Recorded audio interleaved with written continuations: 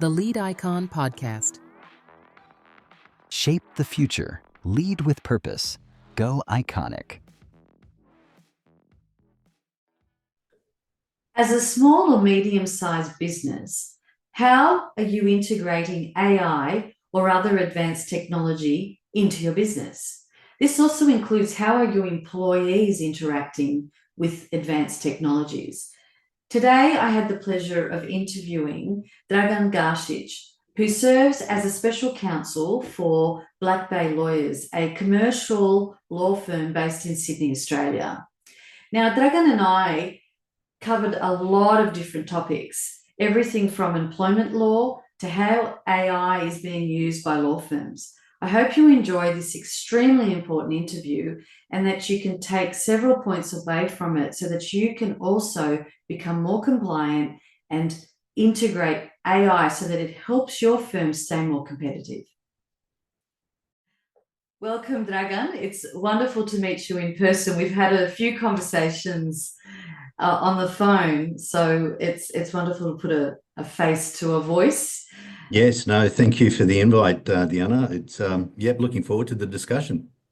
And the reason why I reached out to you was I was particularly interested in your area of expertise, which is not only law, but also your focus on technology, defamation, and also, I guess, employment law. And with the plethora of changes that are going on in the world, I know that you're very interested in helping guide small businesses and large businesses in making the right decisions. And the firm that you work with also are very much about helping small business and large businesses in this area. So to start with, what led you to a career in law? Because I know you've got a very rich background and have experienced multiple careers. Yes, well, I came from the visual and performing arts background before starting the legal education. I've got a degree in creative arts. I double majored in painting and acting. I was actively involved in theatre, film, and television.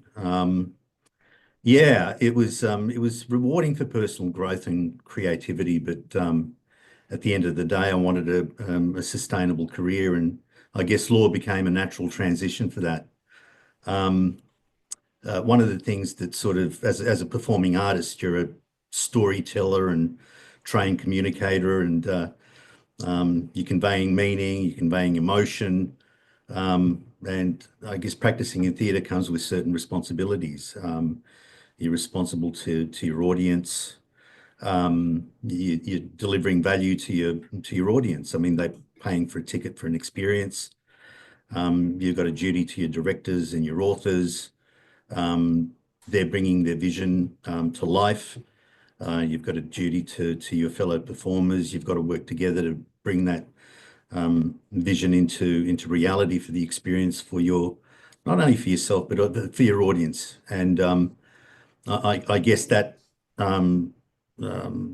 artistic experience cultivated sort of key skills and values such as, storytelling, communicating, teamwork, I guess to a certain degree, accountability, because you're accountable for your performance on stage and the work ethic you put in before you prepare for your shows. And I guess these skills sort of align naturally with a legal career, motivating me to pursue a career in the bar during my studies. So, and during that stage, I met a person who was a lawyer who became an actor, and that sort of inspired me to go and see a criminal trial, and that was it. And I thought, this is for me.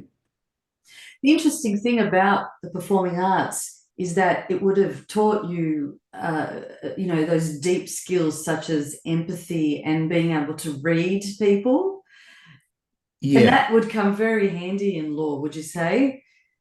Well, it does. Again, the thing about being an effective communicator, it teaches you how to look at someone and take someone in when you speak to them.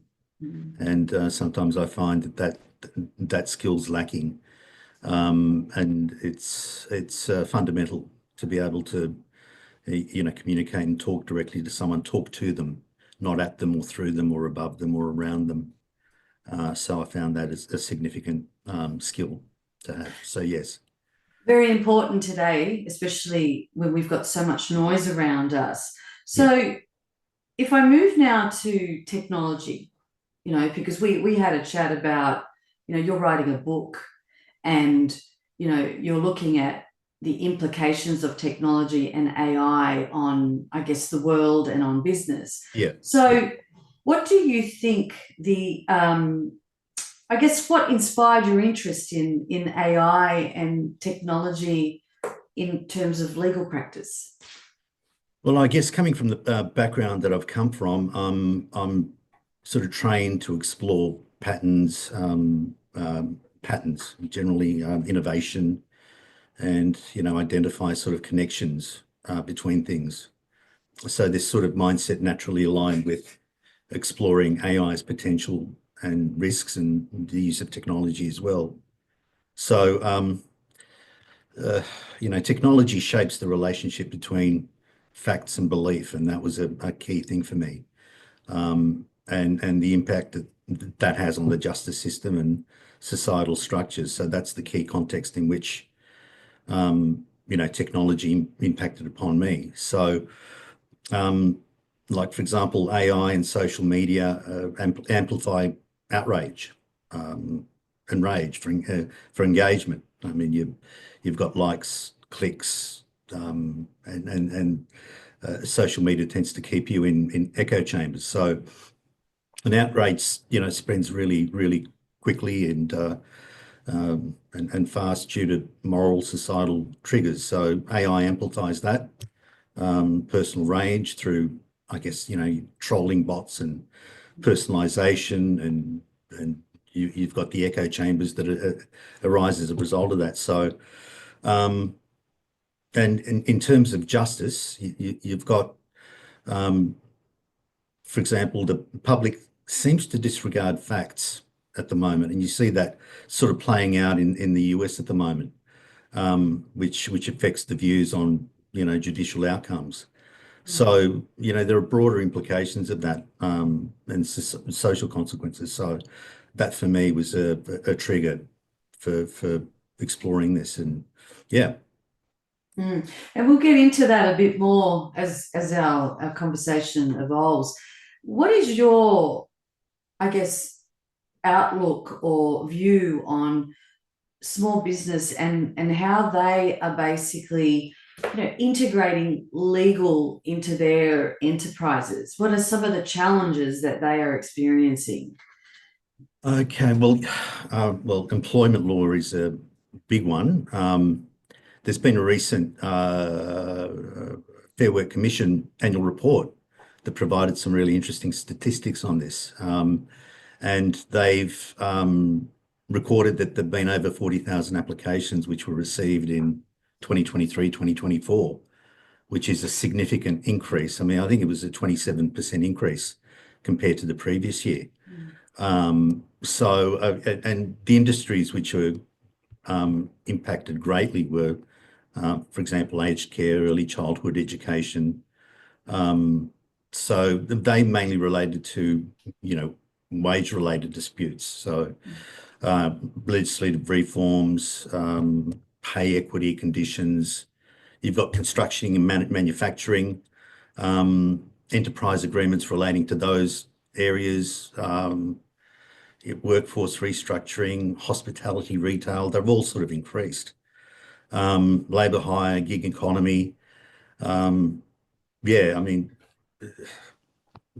the new there's a piece of legislation called the Closing Loopholes Act, which contributed to these increases. So I guess the data reflects both sector-specific pressures and the growing attention to compliance and workplace fairness. So yeah, it's particularly impacting on the employment area. You've got data privacy. You've got staff using their own emails and phones for personal use, which highlight the potential breaches.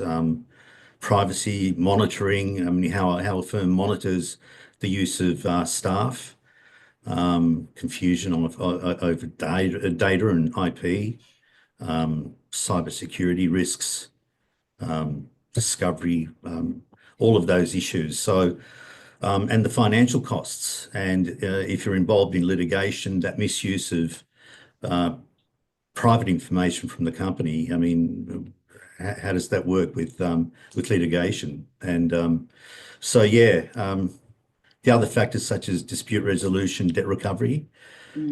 Big thing is for you want to get paid.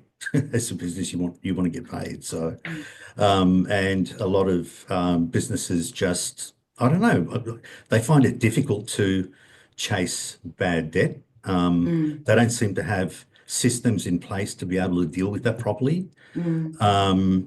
They tend to rely on goodwill, but there's no proper systems in place. And they allow debts to run over, 60 days, 90 days, and then it's a question of, spending more money trying to chase that debt. So that's a big one. Yeah. You mentioned something around staff using personal phones. Yeah. And I think a lot of businesses don't realize how important that is, especially because what's the implication of them using their personal phone, say, in their work? Because for example, I observe, you and I both work with different businesses, and then when you're within their realm, you can see people are constantly on their phone. Yeah. Yeah. So what do you think, what needs to be done there? Well, you're using, a lot of people are using their text messages, their emails for private use. They could be inadvertently handling their company confidential details and putting them outside of the network, which then implies imports all sort of breaches of confidentiality, particularly for dealing with client information. So you've just got to put in proper policies and procedures, education, and training up staff on the legal implications of those breaches. So training, development, and using technology, particularly if a company is using AI and clients are using large language models, generative AI to, for personal and for corporate reasons. So there needs to be greater education about, those technologies. Yeah, well said. Now, you've segued really well now into AI. Yeah. So I read a statistic that something like 35% of global businesses, mostly small, medium-sized businesses, will be adopting AI by the end of next year, they say. Yeah. And $19 billion worth of, I think, extra to GDP will be added just in Australia alone by the adoption of AI. So what are your, I guess, predictions on AI adoption? And we need to sort of, be clear about what we mean by AI, because you've got AI, you've got machine learning, which is what most businesses are adopting, because AI is a completely different beast. So what are you seeing as the necessary, I guess, adoptions businesses are taking up? Well, I mean, they've got to adapt. It's as simple as that. It's an irreversible technology, and its impacts are being felt today.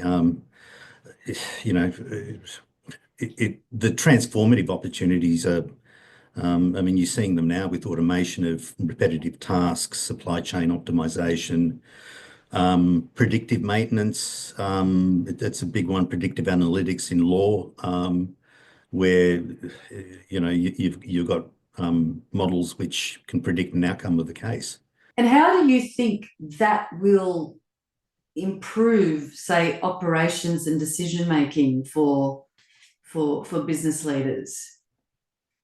Well, I mean, automation will certainly streamline things and make life a lot easier, a lot more cost effective. Um, but there's always a massive risk Mm. to that, and you've got potential exposure of trade secrets, sensitive data if staff or executives are using AI to explore you know new ways of doing things, or they could be inadvertently disclosing trade secrets. So um, yeah, so there's a lot of risk Mm. um, associated with that. And the other risk is that there's a lot of hallucinations associated with large language model outputs. I know in law, there's been a massive um, coverage about case law that doesn't exist. So, ChatGPT, for example, it can roll out cases that appear on their face to be correct and real, but when you go and find them, you can't find them. And some lawyers have actually used those cases in their submissions, and they've been called out by judges, and it's become part of their judgments, and it's so embarrassing. I find that astounding because you'd think that they would check the case law, but Well, I mean, it talks to how fast paced our lives are.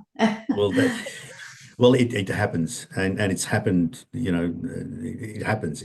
It's happening as we speak.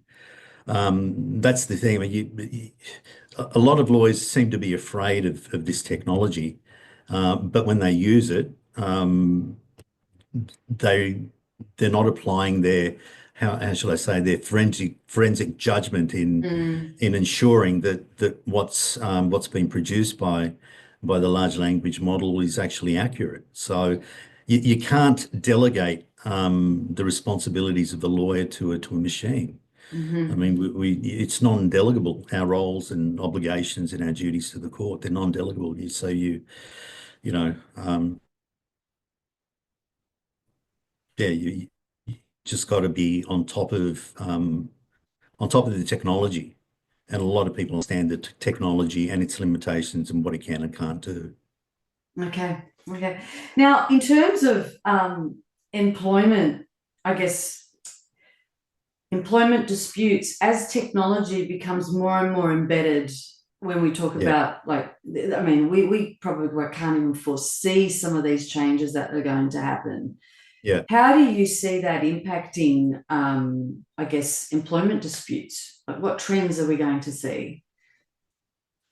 Well, yeah, I mean, a lot of employers are, I guess, that they're implementing monitoring systems like keyloggers, tracking software, CCTV.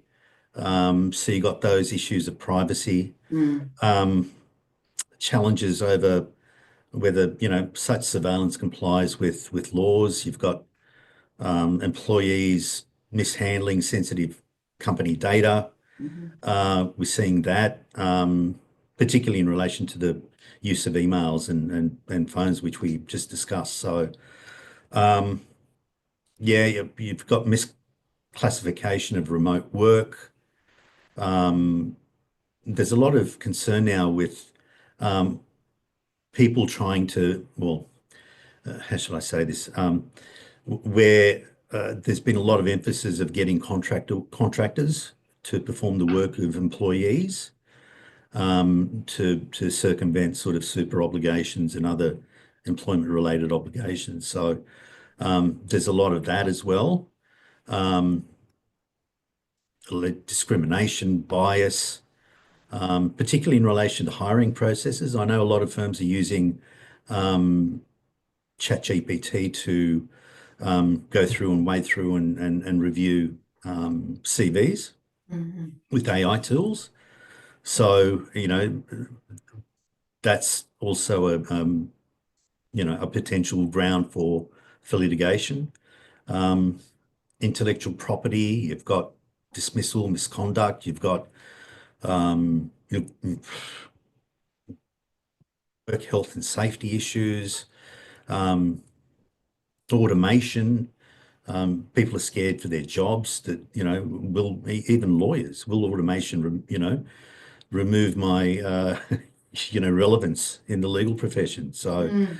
so they're all sort of issues that are there. But the big ones, are in the employment area. So And what potential. do, yes, go Yeah, on. sorry, no, So sorry. what do you suggest, especially with small businesses and, mid-sized firms who, Yeah, I guess, aren't getting the like the legal consulting that they need? What do you think they could do to, I guess, cover themselves? Because I'm seeing that also, like when I say an employee is maybe not the right fit, the processes can be quite heavy-handed, and a call with Fair Work Australia would raise your yeah, eyebrows, because there's a right way and a wrong way to do it. yeah, And then there's also the use of retrenchment, to yeah, get rid of somebody, that might not be a personality fit, but they're perfectly great employee. yeah. So, how do you navigate around that? Well, you've got to establish, I guess, and enforce clear social media and digital communication policies and internal policies dealing with complaints. Mm. Yeah, you just have to have them. If you don't, then you run the risk of, I mean, particularly as it affects insurance policies as well. I know firms have insurance policies in relation to, public liability and management directors' duties and directors' insurance. So, and that will be, a large play on having effective, clear policies where disputes can be internally managed to remove any claims that, there are reportable claims, for example, in the insurance area. So, and then you've got to, my advice is to get legal counsel to go through and establish those policies for a firm. Yeah. So it's just having secure policies in place and having your employees educated Mm-hmm. Yeah. about proper conduct and how to behave and what's expected of them. Yeah. And then dealing with any problem that arises as soon as it arises and not allowing it to percolate and doing it in a fair and responsible way where that person is supported and they're informed of their rights. Mm. Yes, very, very, very important, because we've noticed in the public arena, large defamation cases, like recently with Moira Deeming and Lisa Wilkinson. So I want to talk to you a little bit about defamation, because Yep, now what you've just said about, yep, especially with content that's being released online. yep. What is the problem there at the moment? Like that seems like it's going to be Yeah, a Pandora's box. And I was looking at some statistics, and the average defamation payout is something like $300,000, and that's not affordable for many small businesses. yeah, And and what so we've got this double-edged sword, where yeah, we've got, like what you said, this age of rage, but then yeah, at the same time, if you catch somebody's eye in the yeah, wrong way, you could be really, yeah. Well, that's dragged through right. the courts. Yeah, absolutely. Look, defamation occurs when a false statement about a person is published, whether it's spoken, written, or online, that harms their reputation. And the elements of defamation are publication needs to be published. So it needs to be communicated to at least one third party. So, and the statement needs to identify or reasonably understand to identify that person. So, and the statement must cause that person reputational damage. Okay, so but people have truth as a defense. So a statement won't be considered defamatory if it's proven that it's true. So the important thing for companies is to monitor and respond to online content. So, companies can use tools to monitor their businesses' presence and monitor for defamatory conduct. So, and the company just needs to respond professionally and factually to negate reviews or false claims and avoid public escalation. But it's important to train your staff about what defamation is and what conduct constitutes, defamatory statements. So, my advice is seek legal advice and, leverage your protections, Yeah. have any sensitive content reviewed before you publish it. It's as simple as that. So when it comes to, now this is another issue now in terms of, now that we're digitizing and, we're really open to, I guess, cyber attacks, what advice would you give to business in terms of how to protect themselves from cyber attacks? Because a lot of businesses aren't setting themselves up for success in that area. Yeah. Well, I mean, other than the obvious putting in place of security measures, firewalls, encryption, employee training. I mean, that's just, the big one. I mean, you've got to educate your staff. Your staff must recognize when, for example, when there are phishing attempts or other, engineered attacks. So you've got to promote best practices and for secure passwords as well. So, and again, incident reporting, policies. It's all in the policies. It's education, and engaging with expert support. Engage with a partner with cyber security expertise who manage your services, and that will greatly reduce your risk. Now, you mentioned earlier on about debt. Yep. And it can, once you let your receivables extend out of 60 days, it's harder to basically collect. And so there's something like, in Australia, $4 billion is sitting in uncollected debt due to people not enforcing or not acting on time. So you mentioned that one of the major problems is, acting on time. What else? What are some of the best practices that businesses can enforce to ensure that they don't, or they minimize this area? Well, credit checks. Do your credit checks before you engage with them. You've got and set clear payment terms in your engagement letters or your retainer agreements. You streamline your invoicing. Leverage technology. It's there. You've got technology there that can help you. And if your customer is having problems, enter into repayment plans. Negotiate a structured repayment option to recover the debt. I've found that being respectful and engaged with clients that don't pay often understand and you get a positive result. Those that you don't, you're just going to have to engage professionals, and review your internal policies and engage professionals. Yeah, no, we have extensive experience in this area too, Dragan, because what we found was that people don't negotiate terms very well. Yeah. And you can have a staggered payment approach so that it's not all, waiting at the end. And especially with small business, when cash flow is so important, there's got to be a bit more regular payments. So that's good advice that you've given.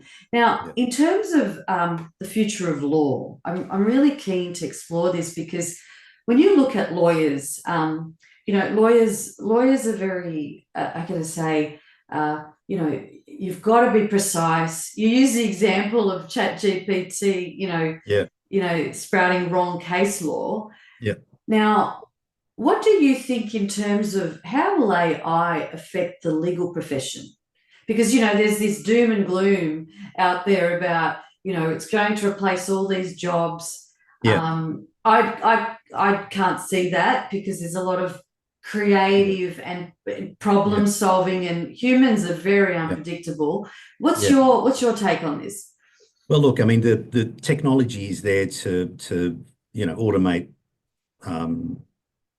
factors such as contract review. I mean, it speeds up contract analysis. It sort of removes that human error when you're doing a contract analysis. You've got predictive analytics, as I indicated earlier. I mean, you can now sort of predict, what an outcome could be for your client's case based on previous cases. You've got e-discovery tools which can help analyze vast volumes of data, thousands of pages in minutes that would otherwise take paralegals or support staff, hours or days to do.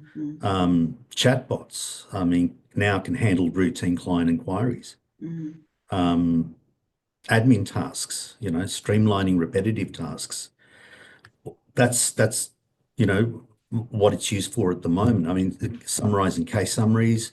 I know a lot of lawyers are using it to draft letters and emails, but there are risks. So how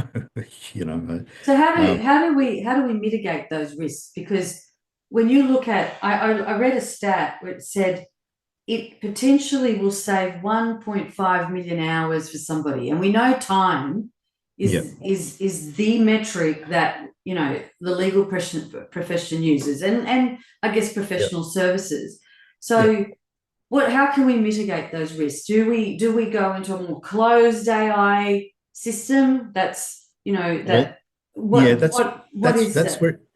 where it's tending towards. I mean, the larger firms and larger organizations are developing their own sort of closed systems. But lawyers now are still using open source large language models like ChatGPT and Claude. But what we can do is, I mean, as solicitors, understand the technology that you're working with. Get to know it, and get to know what it can and what it cannot do. And I've just got to highlight a case where in July of this year, a solicitor submitted some submissions in the Federal Circuit and Family Court, and he provided, some cases, and the judge and the other side just couldn't identify these cases, and this is in Australia. So the lawyer admitted that the list of cases was generated by some legal software that he used, which had an AI capability, and the judge questioned the lawyer's competency in ethics due to his reliance on unverified AI-generated cases. So highly embarrassing for the lawyer, but it just emphasizes that lawyers need to take responsibility to verify everything that's generated from the system, and to ensure that no confidential communication is inputted into the system. And therein lies the fear. But I mean, the key takeaway there is that you've got to balance efficiencies that AI provides with vigilance. I mean, you've just got to be vigilant, and the tendency of AI is it's to make you more reliant on it. It sort of takes it makes you lazy, if you rely on it too much, and if you do that, if you don't, like I said, you can't delegate your responsibilities. We've got to exercise our forensic judgment in the best interest of the clients and the truth, to maintain the truth. And you've just got to verify everything that comes out of that out of the large language model. Mm. You know, you mentioned the word truth, and you Yeah, know, we hit that like postmodern world, post-truth world yeah, now. And there's a concept, truth decay, that's, yeah. you know, that's been floating around for a few years. And I actually had to look it up because I wasn't very, I guess, I didn't understand it. And even Yeah. though I should, because of the, you know, line of work I'm in. And then I came across a book by, was it Kavanagh and Rich, which they wrote a book called The Truth Decay. And one of the things that they talked about were the drivers around truth decay, which was cognitive, I guess, was it cognitive prejudice and diminishing reliance on facts? So, Mhm. can you expand on what does truth decay actually mean and what its implications are on our society and on our businesses today? Well, truth decay is the growing inability to distinguish fact from opinion. Mm-hmm. So it's fueled by misinformation, disinformation, erosion of trust in traditional sources. I mean, you've seen that play out in the US at the moment, where there's an attack on judiciary, the spread of conspiracy theories, and the dangers of that is the public will not trust the judiciary. I mean, the judiciary's role there is to look at facts, make a determination on them to come to a truth. Now, some people won't accept that as truth and will continue to believe that a fact or a scenario or circumstances that have gone through the justice system are somehow wrong. And they will firmly believe an alternate reality. I mean, it just, and the impact on courts is that it threatens the court's ability to fulfill their role as fact finders, especially in the digital information age. So the challenges for judges is an increasing difficulty ensuring that the evidence is accurate. And that's the other danger too. The use of technology where facts are moshed together and spread online. Fact laundering is another one where I guess unverified facts are given credence through, I guess, reputable legacy media organizations, you know, and they're somehow taken as a truth, as an alternate truth. So, yeah, there's a lot of challenges. And our role as lawyers, I mean, we've got to uphold that trust, and part of our obligations is to ensure that, you know, what we do and how we do it, there is a firm fixation on getting to the truth and relying on facts rather than going on beliefs and continuing to sort of spread that misinformed, misdirected notion of what facts are. Mm. This is a very difficult area because, you know, you get to the point, it's come to the point where it's, you know, people will say, well, your facts are different to my facts. Yeah, And my first question I always ask someone is, where did you get your information from? And yeah. 90% of the time, people will say news rather than actually look to review research, look at Yeah, cases, look at reports. yeah, And that is, and because we now live in a society where, you know, I heard something like the average concentration span is now less than a yeah, goldfish. It's like 7 yeah, seconds. So if we've got that problem now, so that means that we've got more people who are relying on bite-sized information. yeah. How do we then disseminate truth in a short, I guess, bite-sized way? That will be our challenge. Yeah, it will be our challenge, and I think I guess that would be a challenge of how judgments are delivered publicly. Anyway, that's a thing for the future. But you're right. I mean, the way that we receive our news now is through X, formerly known as Twitter. A lot of people receive their news from there. in a bite-sized sensationalist way, which AI is programmed to sensationalize and appeal to your emotional triggers. So it is a danger, and I guess as lawyers, we've just got to be aware of that and maintain adherence to facts and not sprout beliefs and unsubstantiated arguments. So And we've lost the art of debate. yeah, That's another, I think, collateral damage to our society. Now, in terms of practical strategies for business, what do you think are like with respect to confidential information? We touched on, having education and policy in place. yeah. How can we use technology to actually safeguard our confidential information like IP? For example, I noticed that a lot of businesses don't even have their logos or their names trademarked. They rely on certain things. So in terms of those sorts of confidential information, what steps can we do to protect our sensitive data? Because all our data is on third-party platforms now. Yep.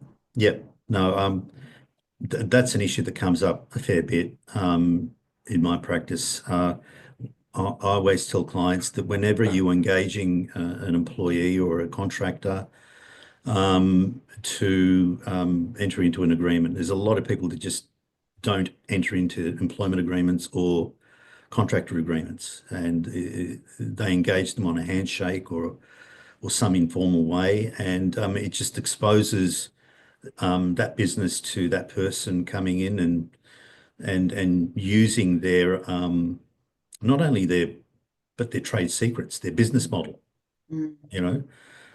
Some people have gone in and copied a business model from their from their contracting party, and it's difficult when something's based on trust. You really need to have your relationship defined in a contract, in a written agreement that sets out clear terms, what the rights and obligations are, and how confidential information is to be treated.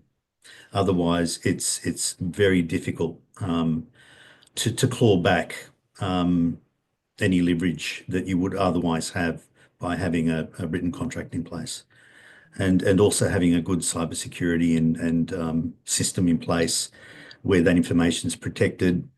But get your documents in order. Get your documents in order.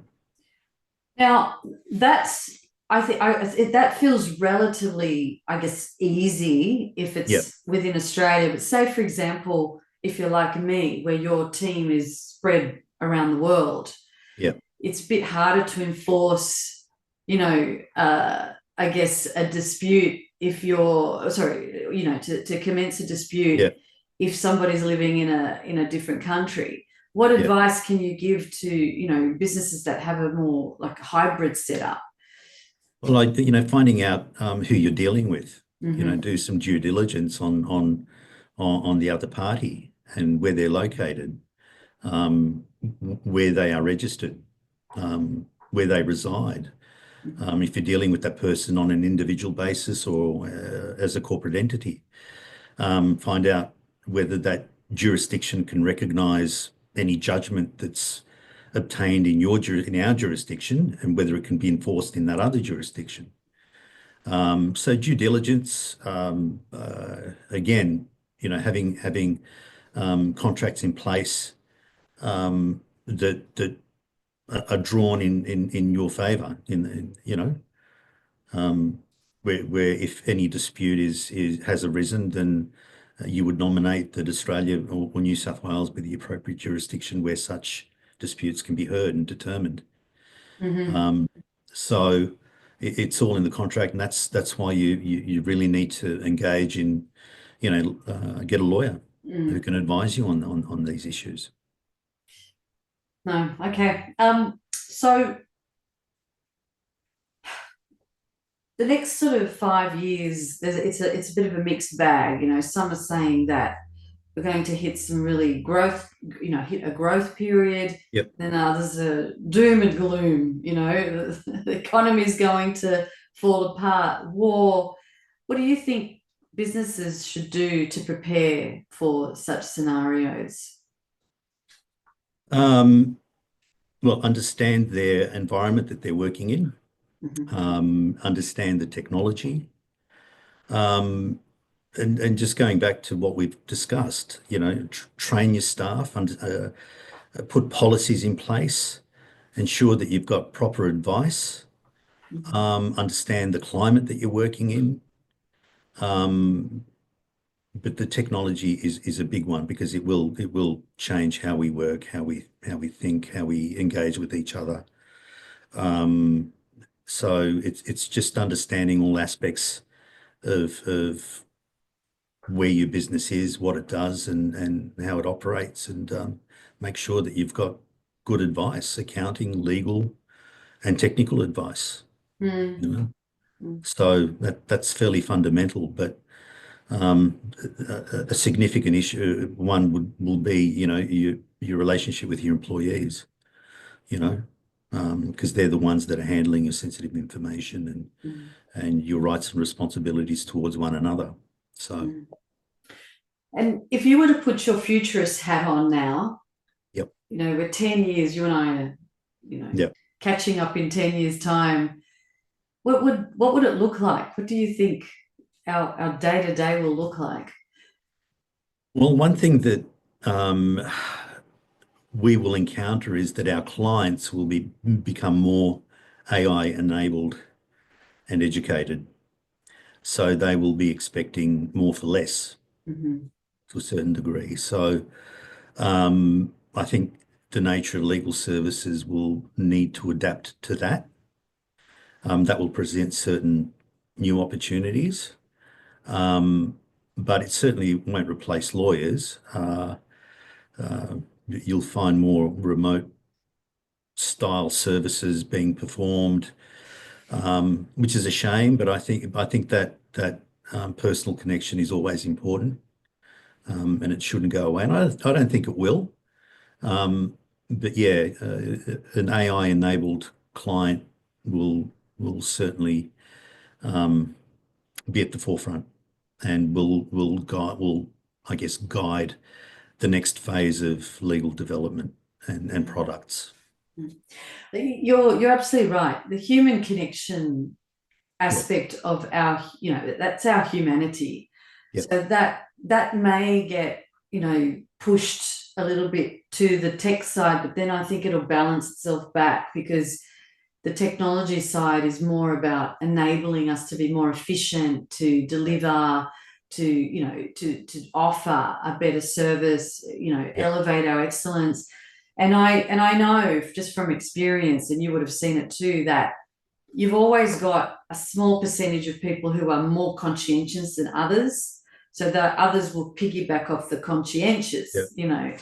So Yep. in terms of predictions for next year, I'd like to close out with what are your top 3 predictions for business? Like, what do we really have to get our heads around in order to be able to compete?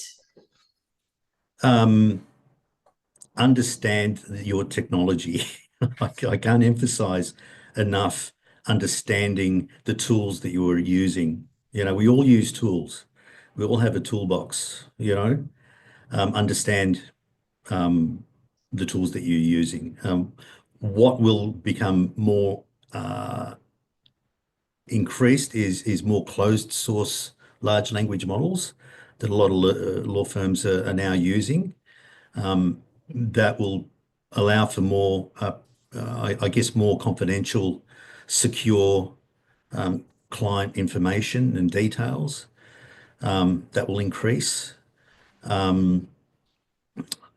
Look, AI will become a fundamental part of legal practice. I think the billing systems of law firms will need to factor in the AI component of what work was done through AI and what work wasn't. I think clients will become more demanding about knowing how AI is being used in their matters. So costing in the billing system, that will be a significant feature. And new products which are yet to be created through an AI-enabled client. So, and it may well be that there could be products that are created by law firms, around specific needs, client needs, a bespoke product offering for a bespoke problem that law firms will create using technology to service their clients. It's exciting. It's Yeah, very it is. exciting because it Absolutely. can, we can actually get to the root of some of the problems that have been that appear unsolvable. Especially from a business operations point of view. Dragan, where can people reach you? Because your area of expertise is, across commercial, employment law. Now, now with technology, where can people reach you so that they can get the right advice? Yeah, well, we are I'm at BlackBay Lawyers. We are based in Sydney, in Castlereagh Street in Sydney. So, yeah, blackbaylawyers.com.au, I believe. Yep. Excellent. We'll put that also in the credits for you so that if anybody wants to reach out to you, they can. Thank you so much for your valuable time and for sharing, I think, really important information for our listeners, because, if you're a small business, you really have to get your legal affairs in order. Thank you, Dragan. No, thank you for the invitation.